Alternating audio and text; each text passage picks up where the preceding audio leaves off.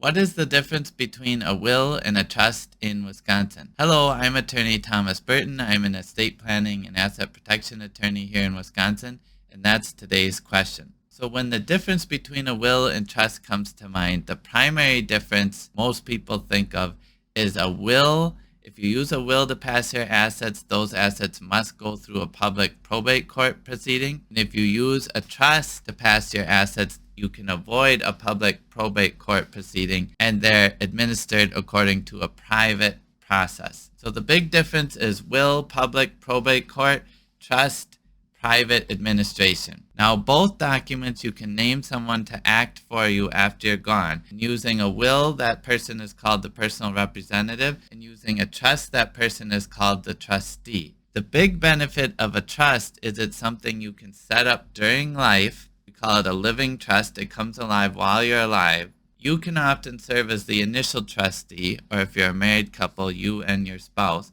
And then the trust continues after your death with no interruption. With a will, you draft it during life, but you have to name a personal representative who only begins acting after you die. That person has no authority to act while you're alive. This can be good, but it doesn't provide you, it can be good planning for death, but it doesn't provide you with the incapacity protection during life that a trust can provide. So if you put a trust in place today, you can act as the initial trustee, name a successor, and then even if something should happen to you where you're temporarily incapacitated, that trustee could step into your shoes and act on your behalf during your period of incapacity. Then when you regain consciousness or your ability to act, you could step back into your shoes and take over as trustee. The big difference, though, is how they function. The trust you set up during life, and it continues seamlessly after death. Will you draft during life, you can change it at any time. After death, it only takes effect and the personal representative takes over.